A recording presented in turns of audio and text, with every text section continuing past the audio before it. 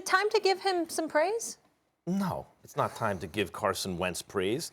Listen, I want to be very clear about my position on Wentz here. Sure. In 2017, I came on this program and argued, and you were arguing against me at the time. I was. That Carson Wentz was the MVP of the entire league. You cannot accuse me of having some anti-Wentz bias. Tom Brady? Tom Brady? Yeah. Who won it? You can't, well, Wentz got hurt.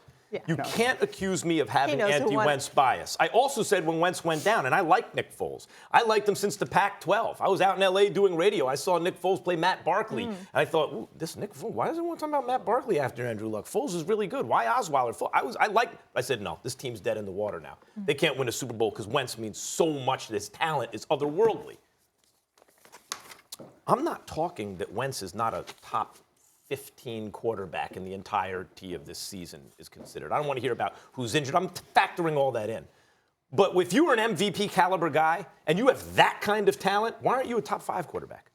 Why isn't he a top 5 quarterback? And let's for a second. You've seen his receivers. You know about the injuries. Okay, and stuff? let's talk about the history of this team. You led me into the trap I was going to set for you.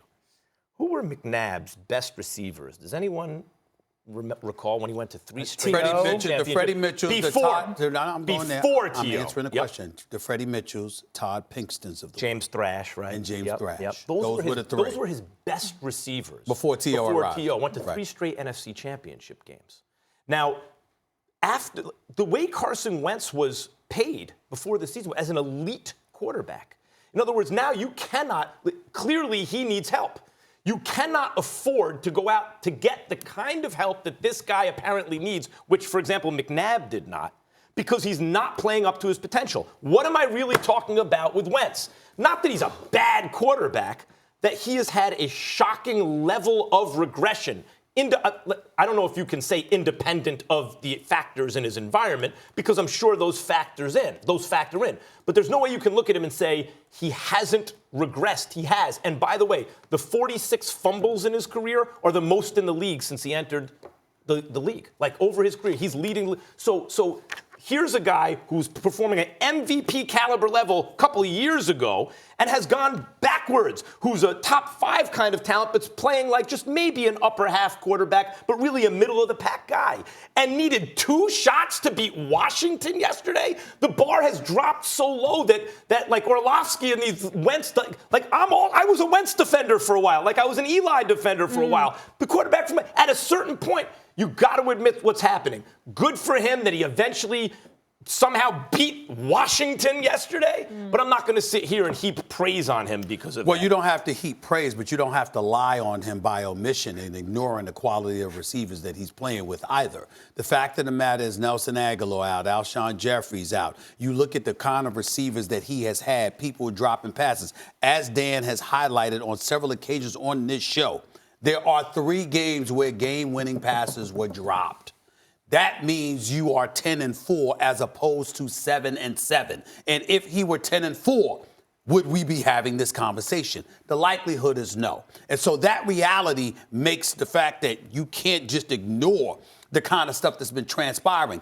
We watched, particularly early on in the season, drop after drop after drop. We've seen the offensive line compromise. Even though Sanders ran for 122 yards yesterday, their running game has been virtually non-existent for most of the season. Not that guys weren't averaging 9 yards per carry, but Doug Peterson wasn't calling them numbers because he had Carson Wentz throwing the football exponentially. Let's remember, Max, that you yourself have highlighted how Nick Foles was coached differently than Carson Wentz was. So what was asked of Nick Foles isn't necessarily asked of Carson Wentz. Carson Wentz is asked to do more with his arm as opposed to just run an offense the way Nick Foles was asked to. Then we get to the defensive side of the ball. We see how their pressure was compromised, okay? We see how their secondary was just shattered. I mean, you got Darby and Mills and those boys that simply wasn't getting it done for a vast majority of the season when they were in the lineup, and they were hurt prior to that. So all of those things comes back to your quarterback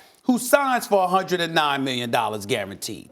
And he's the franchise. And they say, yo, Carson Wentz, take us there. And he got the money, so he took us there. Now, without mentioning any names, we have situations in sports where guys have looked for an unfair advantage because they got the money.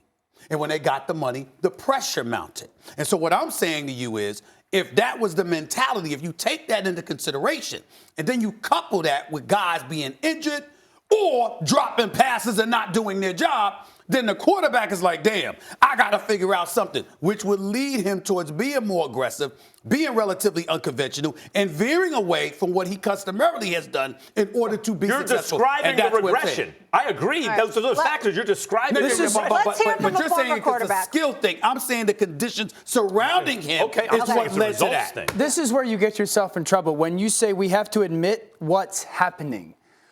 Present time right now, what's happening is there's no quarterback in the NFL that has had more than 10 attempts in the fourth quarter and been perfect outside of Carson Wentz. He had 11 attempts in the fourth quarter, 6 days after he had just brought a massive comeback back and didn't miss. Stop with the against two.